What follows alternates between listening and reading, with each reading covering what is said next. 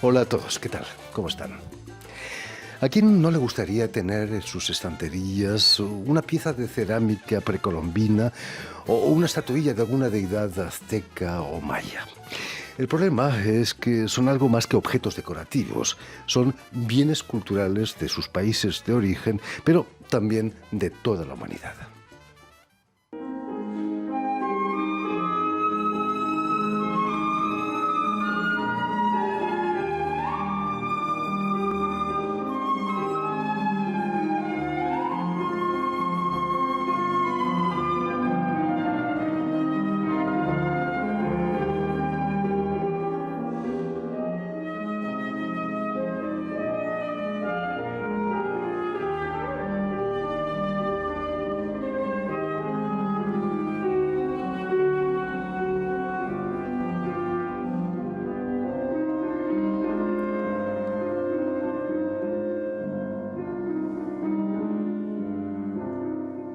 Precisamente, nuestro invitado de hoy, el arqueólogo mexicano Alejandro Bautista, va a participar en un coloquio internacional sobre las perspectivas del tráfico de bienes culturales que va a tener lugar este jueves, el 9 de mayo, en la Maison du Mexique, la Casa de México de la Cité Internacional aquí en París. Muy buenas tardes, Alejandro. Sobre todo, muchísimas gracias por haber hecho el esfuerzo de venir hasta nosotros, lo que no siempre es fácil aquí con el tráfico parisino. Pero llegamos, gracias Jordi. Hace unos meses las embajadas de varios países latinoamericanos, México entre ellas, ponía el grito en el cielo por la celebración de una subasta de objetos arqueológicos precolombinos. Debe doler, ¿no?, un arqueólogo como tú, saber que se pueden vender al mejor postor objetos que deberían estar en museos, ¿no? Sí, así es, Jordi. Pues estos eventos son desafortunadamente actos de comercio de bienes culturales que en las legislaciones de cada país pues están protegidos, ¿no? Forman parte de la identidad, pero no solo de la nación respectiva, sino de la humanidad, ¿no? Son estos bienes que son apreciados por sus valores estéticos, por sus decorativos, en fin, su antigüedad, ¿no? Pero son muchas veces despojados de su información contextual, o sea, la información, los datos que podrían ofrecer si estos bienes hubieran sido obtenidos en el marco de una exploración o de una investigación científica autorizada, ¿no? Entonces, meramente se convierten pues, en objetos de arte, en decorativos, muchas veces, ¿no? Aunque si bien sabemos que en ocasiones pues, son adquiridos con fines de estudio, ¿no? No solamente meramente ornamental. Esperemos. Sí. Recordemos que Alejandro Bautista, eres subdirector del Registro de Monumentos Arqueológicos Muebles del Instituto Nacional de Antropología e Historia de México.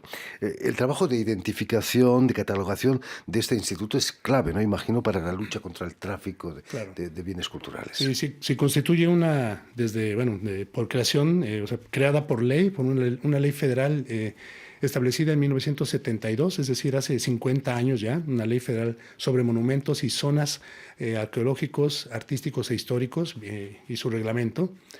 Se señala la creación de un área específica dentro del INAH, que es la Dirección de Registro Público, ¿no? Y ahí llevamos a cabo efectivamente la inscripción pública de los bienes culturales que son relevantes y son competencia de la propia institución, ¿no? Es decir, los bienes arqueológicos, los bienes paleontológicos, los restos fósiles, y también los bienes históricos.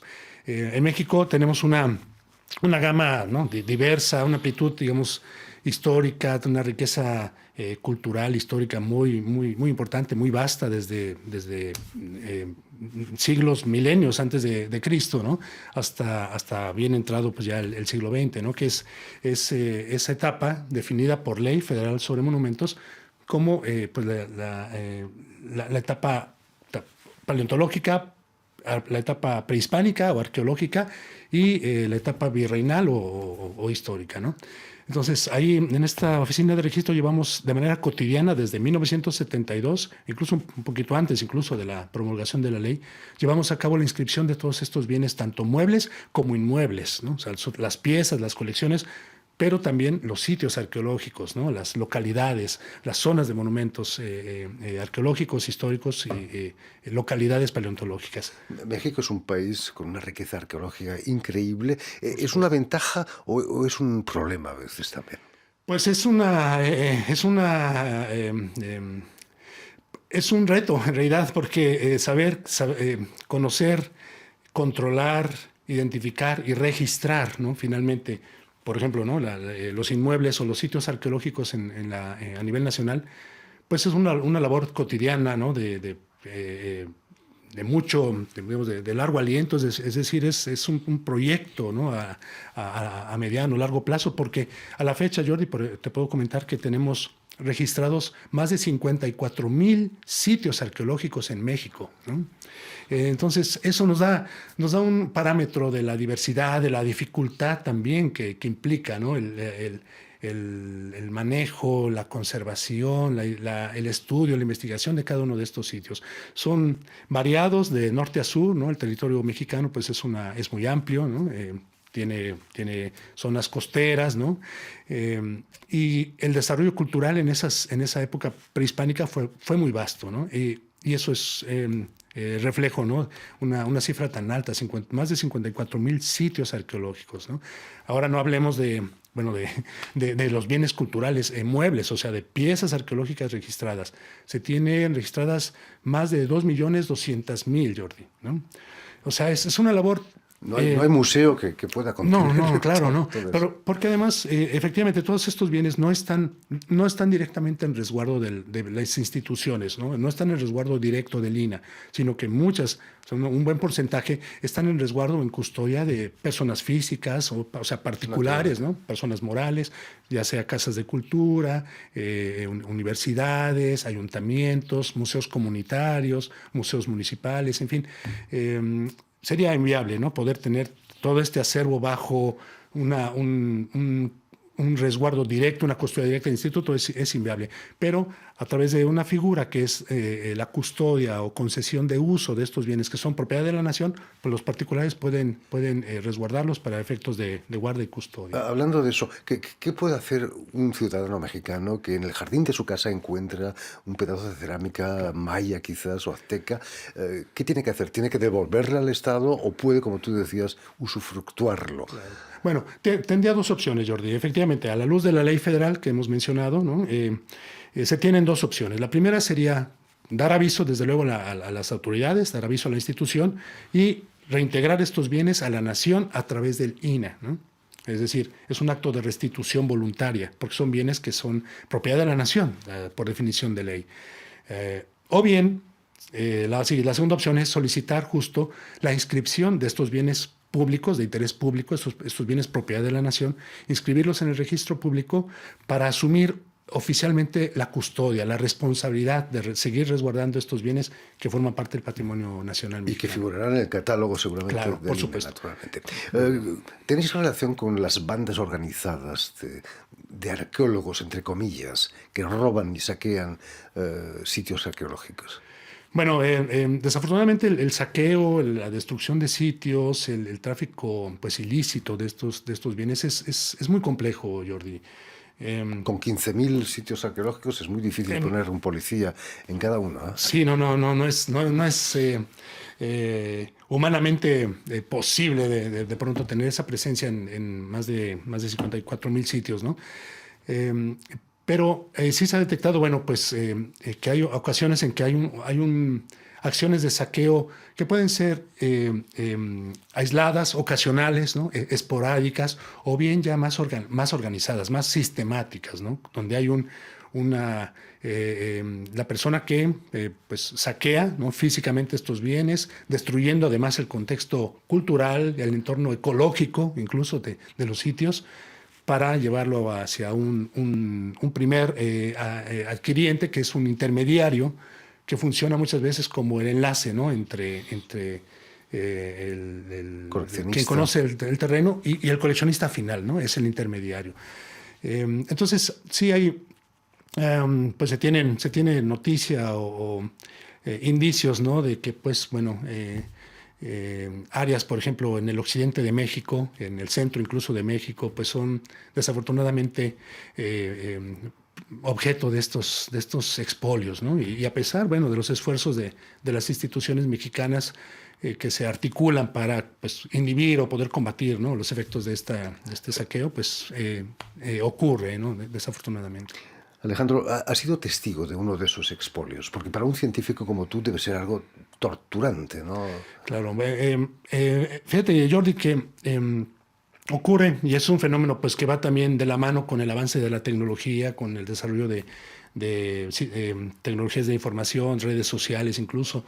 Hemos podido darnos cuenta de cómo se exhiben o se publicitan a través de redes sociales como Facebook, ¿no?, estos actos de saqueo, ¿no? O sea, grupos, incluso se ha detectado ya la presencia o la existencia de no solo de usuarios de Facebook, sino grupos, o sea, grupos de Facebook, ¿no?, en los que pues se comercia, se exhibe, se trasladan objetos de carácter arqueológico, y bueno, ya sobre ello pues también se está Las trabajando. autoridades pueden hacer algo, ¿no? Pues sí, Jordi, desde hace varios años es un esfuerzo, es decir, toda la protección, la recuperación de bienes que por alguna razón son sustraídos del país o son vendidos de manera clandestina en territorio nacional, pues es objeto de una política de Estado, ¿no?, de México desde hace muchos años.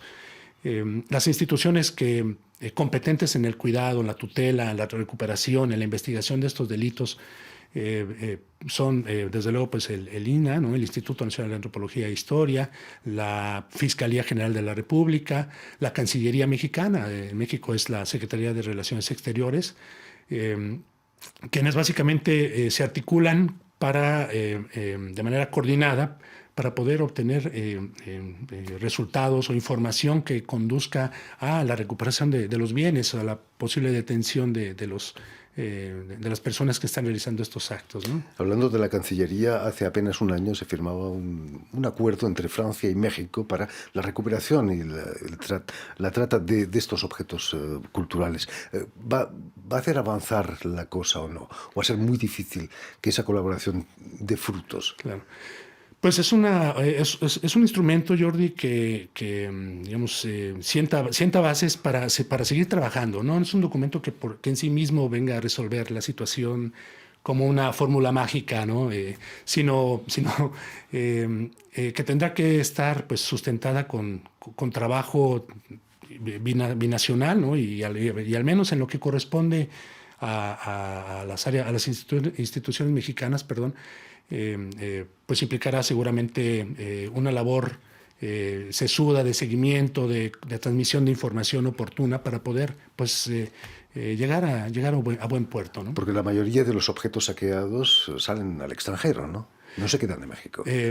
Pues a nivel nacional hay circulación por estas evidencias que se han identificado en redes sociales a nivel, digamos, dentro del territorio, pero efectivamente, ¿no?, estos bienes que se identifican o se conocen fuera de las fronteras de nuestro país, pues tuvieron una salida clandestina totalmente, ¿no? O sea, de una manera no documentada, no autorizada, y finalmente de pronto aparecen pues, en alguna galería, en alguna venta en internet, alguna subasta, etcétera, ¿no? Entonces, es un flagelo finalmente. El saqueo es un flagelo común a muchos países, ¿no? Desafortunadamente, ¿no?, en Latinoamérica, pues países, no solo México, ¿no?, sino países como pues, Costa Rica, Colombia, Perú, no se diga, Ecuador, Chile, Argentina, en fin, países con una riqueza también cultural prehispánica importante, pues son objeto de actos de expolio también. El que un pedazo del Partenón de Grecia esté todavía en Londres no es un buen ejemplo para todo eso. Pues sí, no es un ejemplo pues de esa. Finalmente también, Jordi, es que hay que entender un poco los contextos históricos, ¿no?, de cómo ocurrieron esos saqueos, esas invasiones, ¿no?, esos botines de guerra muchas veces, ¿no? Aquí tenemos en la Plaza de la Concordia el monolito egipcio, sí, ¿no? El obelisco, perdón. Sin ir más lejos, aquí está, claro. Pero también finalmente estas colecciones o estas piezas, pues ya forman parte también ya de la vida o de la historia del país, ¿no? En este caso Francia, ¿no? Que tiene esos monumentos. La idea pues, es buscar fórmulas para inhibir la salida, ¿no? Actualmente la salida de estos bienes y adoptar algunas medidas que puedan solucionar pues, o abonar un camino hacia llegar a acuerdos pues, que sean favorables, ¿no?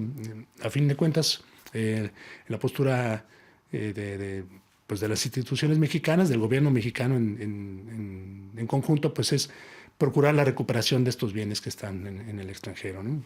Además del expolio de bienes culturales que supone este mercado, está creando un mercado paralelo de copias, imitaciones, de objetos falsos, ¿no? También, un arqueólogo claro, como tú puede identificar lo falso de lo verdadero.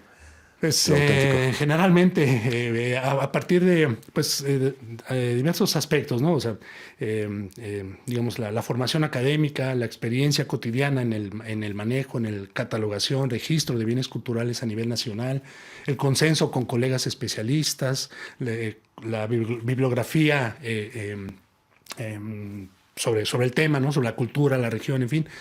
El intercambio de opiniones, ¿no? entre colegas adscritos a otras áreas del INAH en las regiones, de diferentes regiones del país, pues produce un intercambio académico, un enriquecimiento, ¿no? Del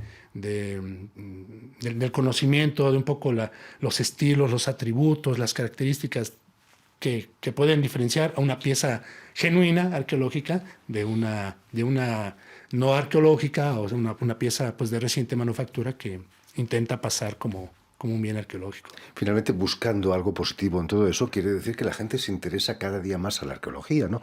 Aunque sea de objetos falsos. Pues es que hay un mercado y hay un público, ¿no? para todo. Entonces, a veces los valores o los atributos que el comprador, el cliente, pues aparentemente busca, pues pueden ser estéticos, pueden ser de motivos, ¿no? Ornamentales, iconográficos, independientemente de que si es una pieza arqueológica o no, ¿no? Entonces, En fin, pues ya lo saben, tienen una cita en la Maison du Mexique, la Casa de México de la Cité Internacional de París, para el coloquio sobre el tráfico de bienes culturales, en el que va a participar el arqueólogo mexicano Alejandro Bautista. Muchísimas gracias, Alejandro, por haber estado aquí con nosotros. Gracias. Permíteme también que dé las gracias a Julián Leng y a Estefan de Fossés, quienes se han ocupado hoy de la realización del programa, y saludar también a nuestros telespectadores que nos siguen en todo el continente americano, en México seguramente también, gracias a la cadena Unión Continental Latinoamérica y a la red TAL, que reúne las televisoras públicas y universitarias también de toda América Latina. Y a ustedes, muchísimas gracias por su atención y les damos cita para una nueva edición de El Invitado de Radio Francia Internacional.